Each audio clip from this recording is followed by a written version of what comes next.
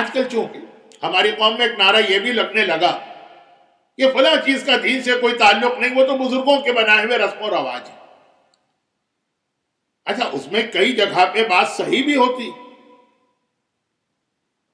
وہ بزرگوں کے رسم و رواج ہوتے، لیکن ایسا بھی نہیں ہے کہ بزرگوں کے رسم و رواج غلط ہیں، بلکہ جتنا میں غور کرتا ہوں ہمارے بزرگوں کے قائم کیے ہوئے 90% رسم و رواج بہت اچھے، وہی مختلف اسلامی احکامات کو ایک سسٹم میں لائے۔ اب جیسے دنیا کی بعض مساجد میں یہ دستور ہے کہ نماز ختم ہونے کے بعد جتنے نمازی ہیں سب وہ ایک دوسرے سے مصافحہ کرتے ہیں، یہ چیز آپ کو حتیٰ معصومین کے حرم میں بھی نظر نہیں آئے گی۔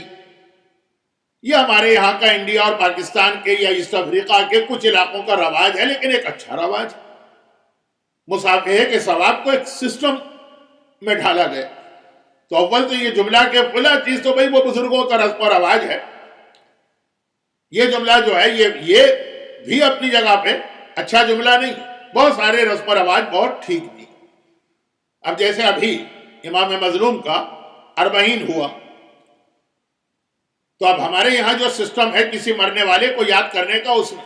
مرنے کے بعد سوئم ہوتا ہے، اس کا ذکر ہے بعض روایتوں میں کہ 3 دن مرنے والے کے لیے قبر میں جو ہیں، پھر 10واں ہوتا ہے، پھر 20واں ہوتا ہے، پھر 30واں ہوتا ہے۔ یہ چیزیں شاید روایت میں کہیں پر بھی نہ ہو، لیکن ایک ایصال ثواب ہے، اور اس کو ایک سسٹم میں لانے کے لیے کہ مرنے والے کو یاد تو کرنا ہے، ثواب تو پہنچانا ہے۔ اسلام کہتا ہے جب چاہے اس کو یاد کرو اور ثواب پہنچاؤ۔ شروع کے دنوں میں زیادہ اس کی یاد ہوگی تو زیادہ ثواب پہنچاؤ، لیکن ایک سسٹم بن گیا کہ 10ویں دن، 20ویں دن، 30ویں دن یاد کیا۔ تو چاہے ہم اس کو بزرگوں کا رواج کہیں، لیکن چیز بنیادی طور پہ اسلام کی ہے، اس کو ایک سسٹم کے اندر لے کر آ گئے۔ لیکن بعض رواج ایسے ہوتے ہیں بزرگوں کے جو دور دور تک جس کا دین سے تعلق نہیں ہوتا،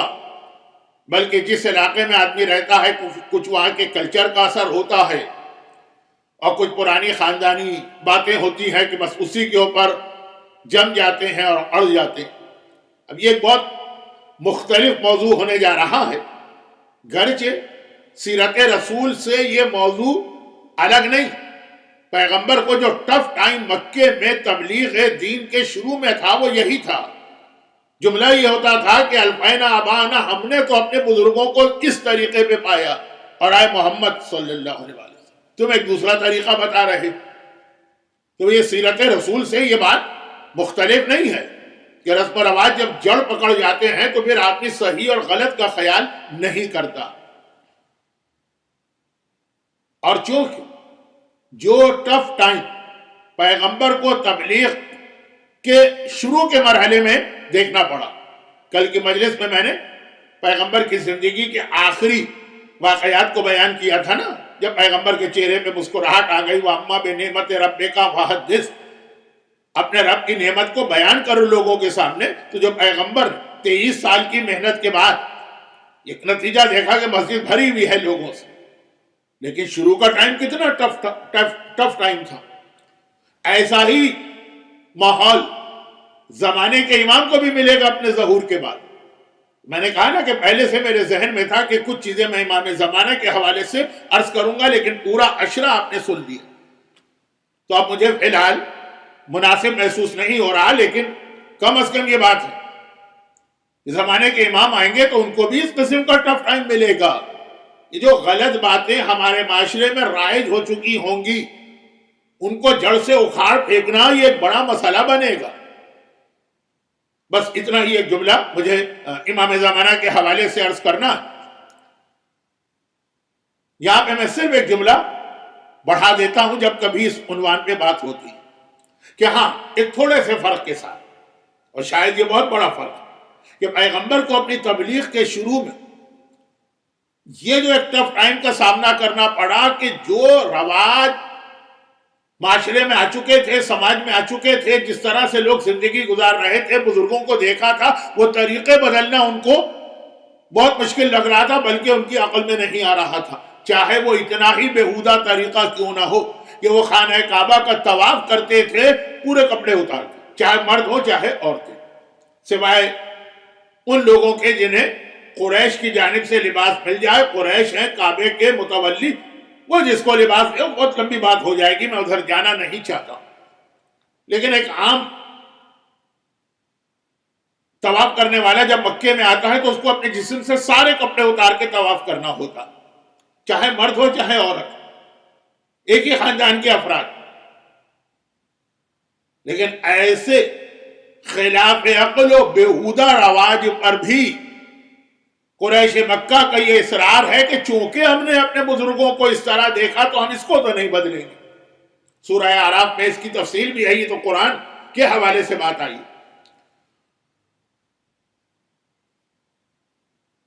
اور جیسے مثلا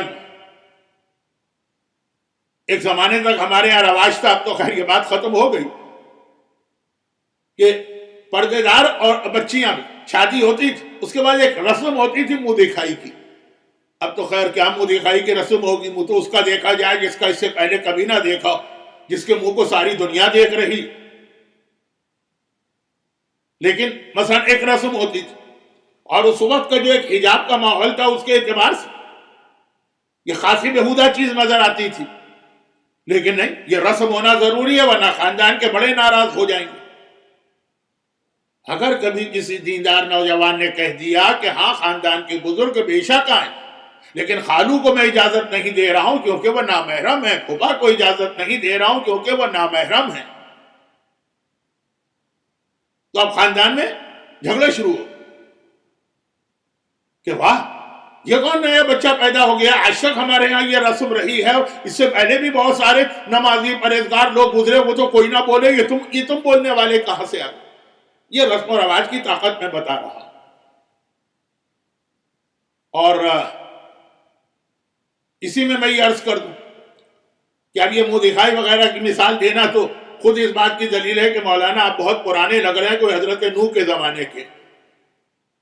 آج کے جو نوجوان خطیب آ رہے ہیں وہ تو کبھی یہ مثال نہیں دیں گے۔ لیکن مثلا آج بھی ہمارے یہاں کتنی شادی کی تقریبات ایسی ہوتی، مجھے خود بھی نہیں معلوم کہ کیا ہمارے یہاں کا سسٹم ہوتا ہے شادی کا، اس کا سسٹم کیا ہے۔ نماز کا طریقہ آپ مجھ سے پوچھ لیجئے، وضو کا طریقہ آپ مجھ سے پوچھ لیجئے، حج کا طریقہ آپ مجھ سے پوچھ لیجئے، شادی کا طریقہ کار نکاح کے علاوہ مجھے کچھ نہیں پتا۔ بری پہلے جاتی ہے کہ ساچک پہلے جاتی ہے کہ مہندی پہلے ہوتی ہے کہ وہ چوتھی پہلے ہوتی ہے کہ ولیمہ کس طرح ہوتا ہے، یہ کچھ نہیں پتا مجھے۔ لیکن جو ہمارے یہاں رسم و رواج ہیں اس کے اندر ایک رسم و رواج میں یہ بھی آج کل بڑھ گیا کہ جی دونوں خاندان کی بچیاں بچوں کے ساتھ مل کر، یہ بچہ بچی تو میں ذرا احترام میں کہہ رہا ہوں ورنہ وہ 18-20 سال کے نوجوان ہوتے ہیں، گانوں کے مقابلے ہوں گے، ڈانس کے مقابلے ہوں گے، ایسی بچیاں کہ عام زندگی میں ہم تصور نہیں کر سکتے۔ لیکن وہ بھائی کی شادی ہے تو بیگانی شادی میں عبداللہ دیوانے ہو تو بیگانی شادی نہیں ہے، لیکن بیگانی شادی میں بھی دیوانی ہو جاتی، جو عام حالات میں شاید اس کو اچھا بھی نہ سمجھے۔ کیوں؟ رسم و رواج بڑی طاقت ہوتی۔ اسی لیے اگر کسی جگہ پہ کچھ لوگ عقل مندی کرتے ہوئے اچھے رسم و رواج قائم کرتے معاشرے میں تو ایک طاقت ہے رسم و رواج میں۔ یہ اچھے رواج ایسے ہیں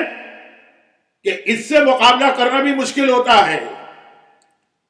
اب جیسے میں نے ابھی مثال دی کہ ہمارے ہاں کوئی آدمی مر گیا تو پھر اس کا سوئم بھی ہوگا، 10واں بھی ہوگا، 20واں بھی ہوگا، 30واں بھی ہوگا۔ یہ رواج جس نے بھی قائم کیا ایک اچھا رواج ہے، مرنے والے کو اس حوالے سے یاد تو کیا جا رہا ہے، کچھ اس کے لیے سال ثواب تو ہو رہا۔ حتیٰ ہمارے یہاں بعض اوقات موومنٹ چلتے ہیں کہ اس کو باہر نکالو، یہ اسلام میں نہیں ہے، لیکن وہ لوگ ناکام ہو جاتے ہیں۔ ہاں رسم و رواج والے جہاں ذرا کمزور پڑ جائیں کبھی تو ختم ہوتے ہیں، پیغمبر نے بھی عربوں کے کتنے رواج بدل دیے، ہمارے معاشرے میں بھی کتنے ختم ہو گئے، لیکن میں کہہ رہا ہوں کہ اگر کرنا ہی ہے تو اچھے رواج کو اپنے معاشرے میں قائم کرو تاکہ کم از کم اس کا ثواب تو تمہیں ملے۔ جیسے ایک چھوٹی سی اس کی مثال دے دوں، مثال بہت بڑی ہے لیکن وقت کم، اور وہ مثال یہ ہے کہ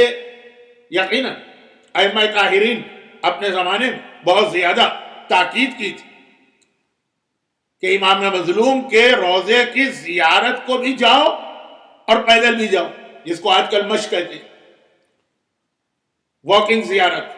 walk from Najaf to Karbala. اور یہ تو خیر ہم لوگوں کے لیے جو باہر سے زائر آتے ہیں، جو وہاں کے مقامی لوگ ہیں وہ تو بصرہ سے پیدل آتے ہیں، کہاں کہاں سے پیدل آتے ہیں، کتنے دن پہلے وہ اپنا سفر شروع کر دیتے ہیں۔ تو اب یہ بہت پرانی ایک چیز ہے لیکن ختم ہو گئی۔ کامل الزیارات ایک وہ کتاب ہے جس کی روایتیں بہت ہی زیادہ معتبر ہیں، بلکہ پہلے تو مرحوم آیت اللہ خوئی کا نظریہ تھا کہ اس کی ساری روایتیں معتبر ہیں، پھر بعد میں ذرا سا یہ نظریہ بدلا، اس کی تفصیل کی آج کوئی گنجائش نہیں۔ تو خلاصہ یہ ہے کہ اس میں آپ کو، یہ تو اردو میں بھی ترجمہ ہے اور انگریزی میں بھی ترجمہ، اور تقریباً ویسٹرن کنٹری سے آنے والا ہر آدمی یہ کتاب لے کے آتا ہے کہ کچھ پڑھ کے کچھ معرفت حاصل کر کے جائیں گے۔ تو اب اس میں روایتیں آپ کو ملیں گی کہ واکنگ زیارت کا کتنا ثواب،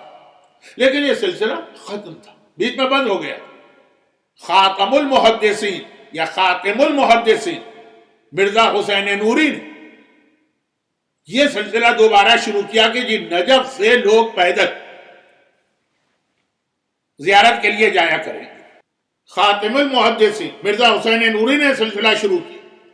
کہ نجف سے لوگ پیدل کربلا زیارت کو جائیں گے، اور بھائی مرزا حسین نوری شیخ عباس قمی کے استاد بھی ہیں، جنہوں نے شیخ عباس قمی جنہوں نے وہ مفاتیح لکھی کہ ہر زائر کے بغل میں کتاب یہ بھی دبی ہوتی، اور خالی زائر نہیں، پورے سال اعمال کرنے والے عموماً اس کتاب سے استفادہ کرتے ہیں۔ تو ان کے استاد بھی ہیں، اور اسی حجرے میں دفن ہے جہاں شیخ عباس قمی دفن ہے۔ بلکہ میں الٹا جملہ کہہ گیا، مرزا حسین نوری کا پہلے انتقال ہوا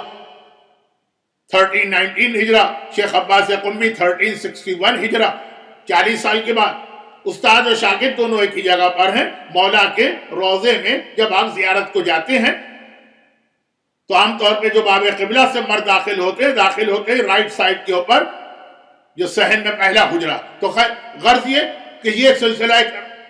اس کو میں رواج تو نہیں کہنا چاہتا ہوں، مجبوراً کہہ رہا ہوں کہ ایک رواج انہوں نے یہ شروع کیا۔ اب کتنا طاقتور ہو گئے، آج زیارت کے درمیان مشق کی کتنی اہمیت ہے۔ اچھا اب یہاں پہ بات روک لیجئے ورنہ میں پھر موضوع سے تھوڑا سا بہک جاؤں گا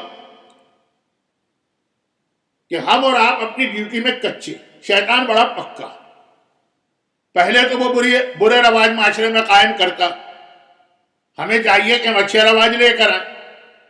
اور اگر ہم کبھی لے کر بھی آ جاتے ہیں تو اس میں بھی شیطان اندر انٹرفیئر کر کے اچھی چیز کو پورا ختم نہ کر سکے تو اندر سے اتنا چینج کر دیتا کہ اچھائی میں برائی آہستہ آہستہ پینیٹریٹ ہو کے داخل ہو کے اینڈ میں جا کے اس کو برا بنا دیتی۔ تو خیر اب یہ موضوع کہیں اور چلا جائے گا۔ تو بات کہاں سے چل رہی تھی کہ پیغمبر کو رواج، برے رواج، لیکن اس لیے کہ بزرگوں نے قائم کی، بہت ٹف ٹائپ کے لگے، نہیں عربوں کو ان کا مقابلہ کرنا یعنی اس کو ختم کرنا بہت ٹف لگا، بہت مشکل، اور یہی زمانے کے امام کے ظہور کے بعد ہوگا۔ تو میں نے کہا ایک جملہ میں اپنی طرف سے کہہ دیتا ہوں، اگر اسی موضوع پہ بات کر رہا ہوتا تو یہ جملہ خود ایک مجلس بن جاتا، لیکن جیسا کہ میں نے اپنی مجبوری بتائی کہ میں کیوں بات نہیں کر رہا تو خالی یہ جملہ کافی ہے کہ ہاں مگر ایک فرق ہے رسول کے اور امام زمانہ کے اس جہاد میں۔ جہاد تو بہت سارے ہوں گے، اس جہاد میں رواج کا مقابلہ، پیغمبر کو اس رواج کا مقابلہ کرنا پڑا جو کافروں کے تھے، مشرکوں کے تھے، بت پرستوں کے تھے، منکروں کے تھے، جو مانتے ہی نہیں تھے رسول۔ اور امام زمانہ کو ان رواج کا مقابلہ کرنا پڑے گا جو مومنوں کے ہیں، محبوں کے ہیں، امام کے چاہنے والوں کے ہیں، امام سے محبت کرنے والوں کے ہیں، مخلص لوگوں کے ہیں۔ بس اب یہ ایک دونوں کے اس جہاد میں یہ ایک فرق ہوگا، اور یہ وہی فرق ہے جو اصل میں تو پیغمبر اور امام زمانہ کے جہاد کا فرق نہیں، پیغمبر اور مولا کے جہاد کا فرق کہ پیغمبر جہاد کریں کافروں سے، مولا جہاد کریں ناقصین و قاسطین و مارقین سے۔ اور پھر وہی جو کہ امام زمانہ رسولوں کے سلسلے کے ایک رسول نہیں ہے نعوذ باللہ. ختم نبوت پہ ہمارا ایمان ہے، پیغمبر میں سلسلہ ختم، وہ امامت کے سلسلے کی ایک کڑی ہے. تو جو جہاد مولا والا ہے وہی جہاد امام تک پہنچے گا.